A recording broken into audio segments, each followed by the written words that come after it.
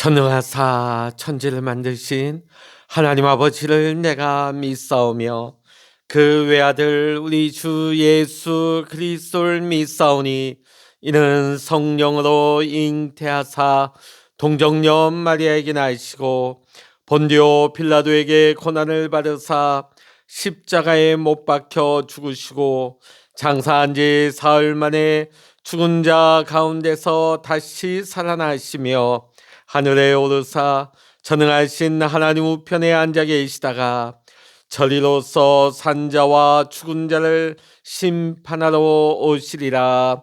성령을 믿사오며 거룩한 공회와 성도가 서로 교통하는 것과 죄를 사하여 주시는 것과 몸이 다시 사는 것과 영원히 사는 것을 믿사옵나이다. 아멘.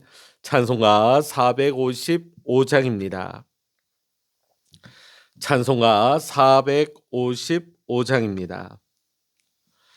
주님의 마음을 본받는 자, 그 마음의 평강이 찾아오면 험악한 세상을 이길 힘이 하늘로부터 임함이로다. 주님의 마음 본받아 살면서 그 거룩하심 나도 이루리. 주 모습 내 눈에 안 보이며 그 음성 내 귀에 안 들려도 내 영혼 날마다 주를 만나 신령한 말씀 늘 배우도다. 주님의 마음 본받아 살면서 그 거룩하심 나도 이루리. 가는 길 거칠고 험하여도 내 맘에 불평이 없어짐을 십자가 고난을 이겨내신 주님의 마음 본받음이라. 주님의 마음 본받아 살면서 그 거룩하심 나도 이루리. 주 예수 세상에 다시 오실 그날의 무성도 변화하여 주님의 빛나는 그 영상을 다 함께 보며 주 찬양하리. 주님의 마음 본받아 살면서 그 거룩하심 나도 이루리. 아멘. 이 시간 우리에게 주시는 하나님의 말씀 신약 성서 디도서 3장입니다. 디도서 3장 1절로부터 15절까지 신약 성서 349면 디도서 3장 1절로부터 마지막 절까지 함께 말씀 읽겠습니다. 너는 그들로 하여금 통치자들과 권세 잡은 자들에게 복종하며 순종하며 모든 선한 일 행하기를 준비하게 하며 아무도 비방하지 말며 다투지 말며 관용하며 범사의 온유함을 모든 사람에게 나타낼 것을 기억하게 하라. 우리도 전에는 어리석은 자요 순종하지 아니한 자요 속은 자요 여러 가지 정욕과 행락의 종노릇 한 자요 악독과 투기를 일삼은 자요 가증스러운 자요 피차 미워한 자였으나 우리 구주 하나님의 자비와 사랑하심이 나타날 때에 우리를 구원하시되 우리가 행한 바 의로운 행위로 말미암지 아니하고 오직 그의 긍휼하심을 따라 중생의 시승과 성령의 새롭게 하심으로 하셨나니 우리 구주 예수 그리스도로 말미암아 우리에게 그 성령을 풍성히 부어 주사 우리로 그의 은혜를 힘입어 의롭다 하심을 얻어 영생의 소망을 따라 상속자가 되게 하려 하심이라. 이 말이 미쁘도다. 원하건대 너는 이 여러 것에 대하여 굳세게 말하라. 이는 하나님을 믿는 자들로 하여금 조심하여 선한 일을 힘쓰게 하려 함이라. 이것은 아름다우며 사람들에게 유익하니라. 그러나 어리석은 변론과 족보 이야기와 분쟁과 율법에 대한 다툼은 피하라. 이것은 무익한 것이요 헛된 것이니라. 이단에 속한 사람을 한두 번 훈계한 후에 멀리하라. 이러한 사람은 내가 아는 바와 같이 부패하여 스스로 정죄한 자로서 죄를 짓느니라. 내가 아데마나 두기고를 내게 보내리니 그때 내가 급히 니고볼리로 내게 오라. 내가 거기서 겨울을 지내기로 작정하였노라. 율법교사 세나와 및 아볼로를 급히 먼저 보내어 그들로 부족함이 없게 하고 또 우리 사람들도 열매 없는 자가 되지 않게 하기 위하여 필요한 것을 준비하는 좋은 일에 힘쓰기를 배우게 하라. 나와 함께 있는 자가 다 내게 무난하니 믿음 안에서 우리를 사랑하는 자들에게 너도 무난하라. 은혜가 너희 무리에게 있을지어다. 아멘. 할렐루야. 오늘 이 아침에도 함께 기도하시는 우리 사랑하는 모든 믿음의 성도님들과 여러분의 가정과 또한 여러분의 기도의 제목 위에 오늘도 하나님의 크신 은혜와 평강과 응답의 축복이 이 시간 여러분 모두와 함께 하시기를 주의 이름으로 간절히 축원합니다. 오늘 우리가 마지막 읽게 되는 이 디도서는 디도가 지금 그레데 교회에 남겨져서 목회를 감당하고 있습니다. 그래서 사도 바울이 디도에게 목회를 바르게 잘 할 수 있도록 보낸 권면의 편지이죠. 자, 오늘 본문의 말씀은 그 권면의 마지막 부분에 해당이 되어집니다. 자, 오늘 본문에 앞서서 바울은 디도에게 먼저 교회 안에서 장로를 세울 때는 어떤 사람들을 세워야 할지에 대해서 가르쳤습니다. 또 교인들 가운데 나이 든 사람들, 또 젊은 사람들, 또 신분별로 각자에게 그 계층에게 신앙을 어떻게 지도할지를 일러 주었습니다. 자, 이 모든 권면이 교회 안에서의 신앙 생활에 관한 것들이죠. 자, 근데 오늘 본문의 말씀의 권면은 우리 성도들의 사회생활할 때에 관련된 부분이다 할 것입니다. 자, 오늘 본문 8절 끝에서 바울은 이렇게 쓰고 있습니다. 이것은 아름다우며 사람들에게 유익하니라. 자, 우리 그리스도인들이 세상을 살아가는 동안에 유익한 삶을 살기 위하여 어떻게 해야 할지 오늘 사도 바울이 가르치고 있는 말씀이 오늘 본문의 디도서의 마지막 부분입니다. 자, 사도 바울은 먼저 교인들이 세상 통치자들에 대해서 어떤 자세를 가져야 할지에 대해서 본문 1절에서 이렇게 말하고 있습니다. 너는 그들로 하여금 통치자들과 권세 잡은 자들에게 복종하며 순종하며 모든 선한 일 행하기를 준비하게 하라. 먼저 우리는 그리스도인이기에 우선적인 충성을 참 주 대신 우리 주 예수님께 바쳐야 합니다. 먼저 예수님을 사랑하고 예수님께 충성을 다해야 되죠. 그러나 우리 그리스도인은 동시에 이 세상에 발을 딛고 이 땅에서 살아가고 있습니다. 우리가 속한 나라가 있습니다. 우리가 속한 나라에 법이 있고 질서가 있고 또 국가에서 통치 명령이 있겠죠. 자, 오늘 말씀 가운데는 우리가 속한 나라와 우리의 법과 질서와 그 정당한 명령을 우리 그리스도인들이 따라야 한다는 것을 가르치고 있습니다.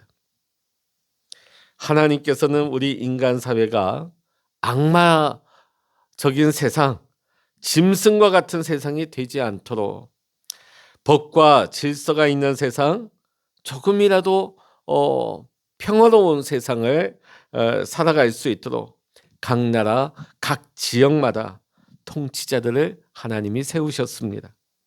그리고 그들에게 그 나라와 지역을 다스릴 수 있는 권력을 부여하신 거죠. 그러니까 오늘 이 땅에 모든 이 세상의 권력자들 또 그들의 모든 권력도 하나님이 허락하신 거예요. 역사의 주관자이시고 역사의 주인 되신 하나님께서 허락하지 아니하시면 그들에게 그러한 권한, 그러한 자리가 주어지지 않은 것이겠죠. 자, 그러기에 우리 성도들은 그리스도인이면서 우리는 국민입니다. 그 나라에 속한 백성이죠. 그러기에 우리는 통치자들이 제정한 법이나 명령에 우리는 복종을 해야 하는 것입니다. 납세의 의무도 성실하게 이행해야 되고 병역의 의무도 성실하게 수행해야 됩니다. 자, 목회자도 마찬가지예요. 목회자도 국가에 세금을 내야 되고 또 목회자가 될 사람이라 할지라도 병역의 의무를 감당하죠. 그래서 저희 목회자들도 다 신학생 시절에 다 군 복무를 하고 왔습니다. 자, 하나님의 백성들은 누구보다도 선량하고 진실하며 그 나라의 충성스러운 국민으로서의 사명을 감당해야 되는 것입니다. 자, 그런데 여기에 질문이 생길 수가 있죠. 자, 그런데 그 국가 권력에 불의하고 부당한 법과 명령을 세우게 되면 그럴 땐 우리 그리스도인들이 어떻게 해야 되느냐? 그때는 저항할 줄 알아야 합니다. 단 조건이 있습니다. 저항은 하되 비폭력적인 방법으로 해야 하는 것입니다. 대표적인 것이 얼마 전에 우리가 3.1절 106주년 3.1절을 맞이하였습니다만 그때 가장 중심이 되었던 것이 우리 기독교입니다. 목사님들과 교회 성도들이 앞장서서 3.1 만세 운동을 이끌었습니다. 자, 그런데 이 3.1 만세 운동은 철저하게 비폭력주의였습니다. 무기를 들고 폭력 운동을 한 것이 아닙니다. 어떻게 보면 너무나 순진해 보이고 무기력해 보이기까지 하죠. 그러나 우리 그리스도인들은 세상의 불의와 그 부정함에 저항은 하되 비폭력적인 방법으로 해야 하는 것입니다.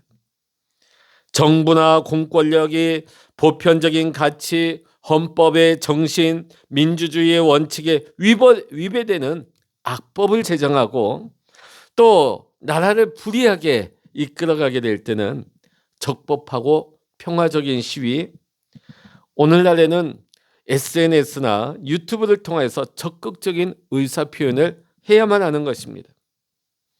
자, 이런 것을 한다고 해서 교회가 정치적이다, 그 목사님이 정치적인 목회자다, 그 성도는 뭔가 잘못됐다, 이렇게 말해서는 안 된다는 것입니다.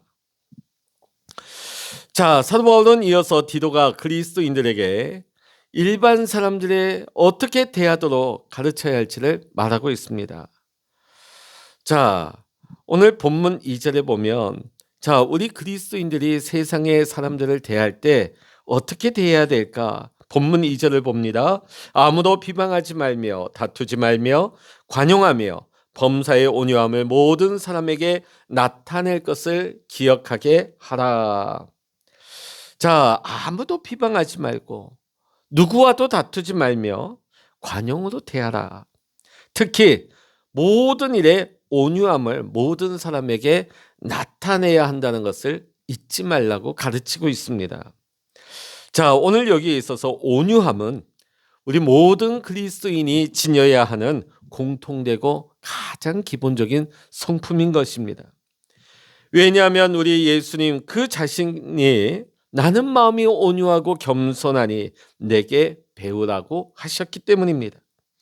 그러기에 우리 그리스도인들은 모든 일에 있어서 모든 사람들을 대함에 있어서 언제나 온유해야 하는 것입니다. 근데 여러분은 어떻습니까? 모든 일에 온유한다는 것이 쉬운 일입니까?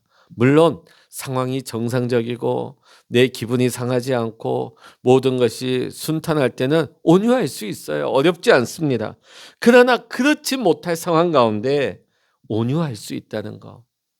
내가 막 분노가 치밀어 오르고 내가 진짜 막 속이 뒤집어지는 그 상황 가운데 내가 끝까지 온유할 수 있다? 쉬운 일 아닙니다. 자, 우리는 어떻게 하면 모든 상황 가운데 모든 사람에 대하여서 끝까지 언제나 우리가 온유할 수 있겠습니까? 예수님의 산상 가운데 보면 복 있는 사람에 대해서 말씀을 하십니다. 우리는 여기서 해답을 찾을 수가 있습니다.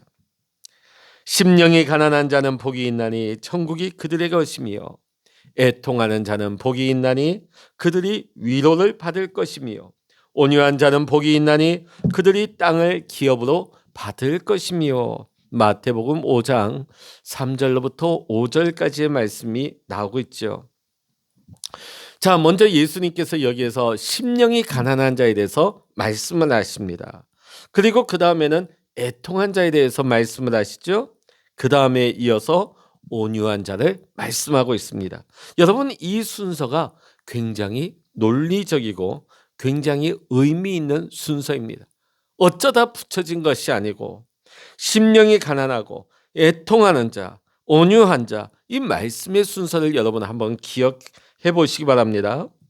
자, 심령이 가난하다 하는 말은 우리는 겸손하다 하는 말로 이해됩니다.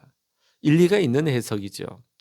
그러나 우리 기독교 신앙에서 이 겸손은 단순히 겸손을 말하는 것만이 아닙니다.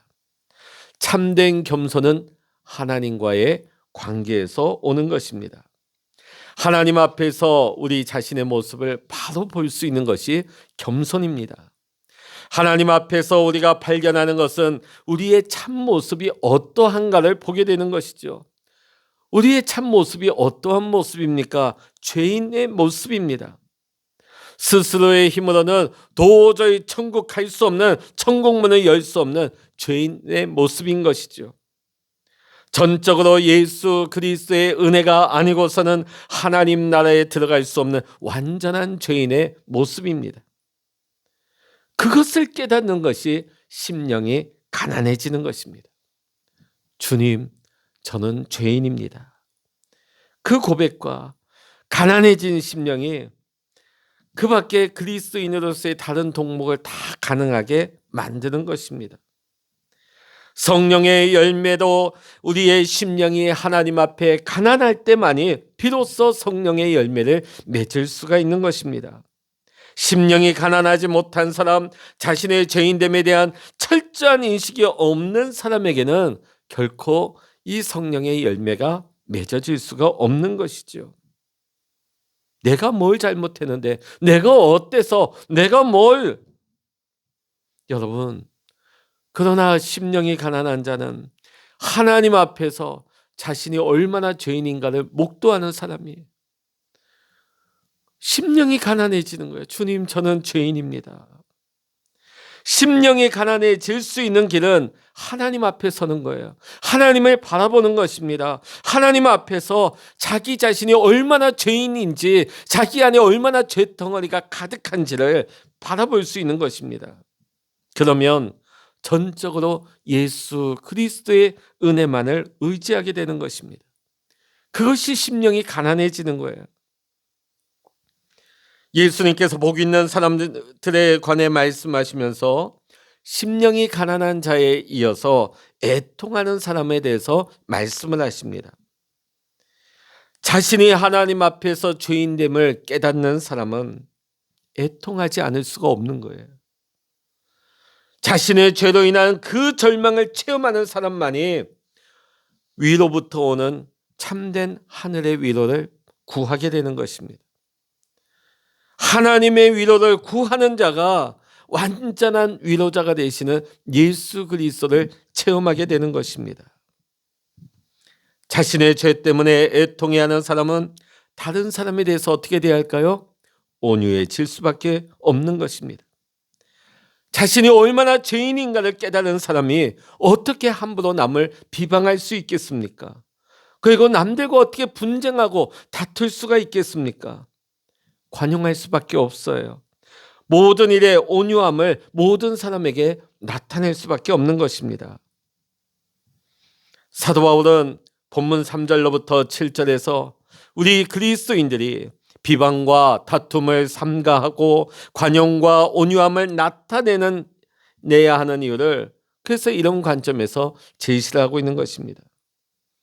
우리 모두가 예수님을 알기 전에 우리도 다 똑같은 죄인이었기 때문이죠. 죄 아래 거하던 자입니다. 진리를 알지 못하며 거짓되고 헛된 것을 쫓아 길을 잃어버리고 헤매던 자가 누구입니까? 우리입니다. 두 번째는 그런 우리가 그리스도인이 되었어요. 하나님의 자비와 긍휼과 사랑하심, 하나님의 전적인 은혜로 말미암아 우리는 의롭다함을 받았으며 우리는 영생의 소망을 얻었습니다. 우리의 의로운 행위로 이러한 일이 일어난 것이 아니에요. 우리로서는, 우리의 힘으로서는 하나님 앞에 나아갈 수 없는 자입니다.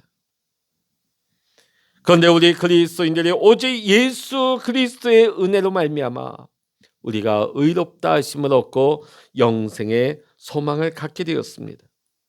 그러기에 우리 예수님의 사람들은, 하나님의 자녀들은 함부로 다른 사람들을 비방하거나 다투려 해서는 안 되는 것입니다. 우리가 죄인 되었을 때 하나님께서 우리를 자비와 긍휼을 베푸시고 우리에게 은혜를 베풀어 주셨기 때문입니다. 그런 우리가 어떻게 남을 비방할 수 있으며 어떻게 다툴 수 있단 말입니까? 모든 일에 관용을 나타내고 온유함으로 대해야 할 것입니다. 오늘 사도 바울은 우리가 모든 일에 관용과 온유함으로 조심하며 선한 일을 힘써야 한다고 권면하고 있는 것입니다. 그 말씀의 내용이 본문의 8절 말씀이죠.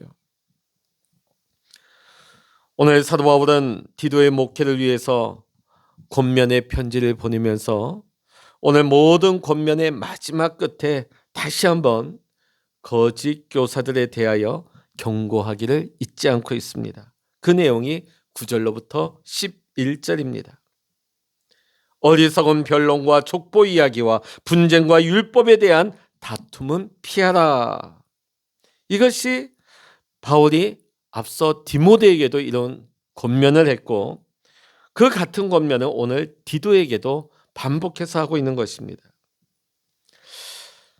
여러분, 우리 주위에 이단의 미혹을 받고 이단에 접촉된 사람들 처음부터 그들 끊어내서는 안 되죠.